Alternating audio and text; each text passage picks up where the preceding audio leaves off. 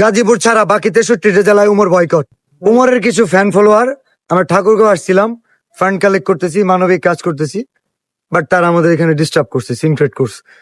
আমরা 22,000 টাকা তুলতে পারছি, এখানে হয়তো লাখখানিক টাকা বা আর 100 টাকা হলেও বেশি তোলা যেত।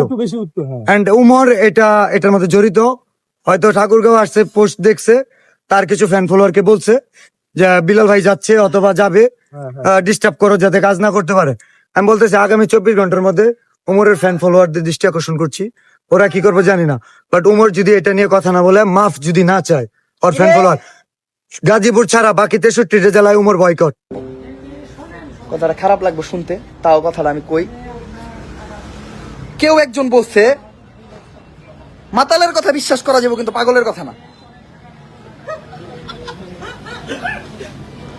আমি ভাই এটা হাসলেন কেন?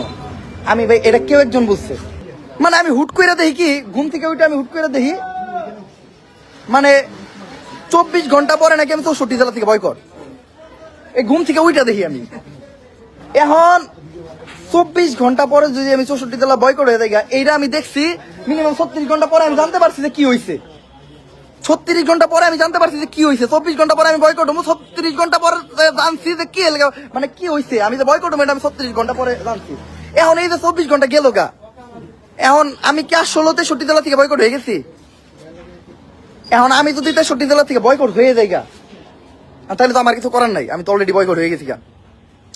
আমি গাজীপুর জেলায় আমি আছি এখন। আমি ভাই জানি না আমি বয়কট কি লেগেছি এটাও জানি না, মানে মানুষ তো কারণ জানা উচিত। আমি বয়কট কি লেগেছি এটাও আমি জানি না, আমি এখনো জানি, স্টিল আমি জানি না। আমি জাস্ট ওই জিনিসটা দেখছি যে আমার ফলোয়ার, মানে একজন আমার মেলের লিখে বড় করে লিখে পাঠাইছে আমার ফলোয়ার নাকি ই করছে, কি এর চিন্তাই করছে। এখন ভাই কে চিন্তাই করছে এটা আমার ফলোয়ার হয়ে গেছে গা।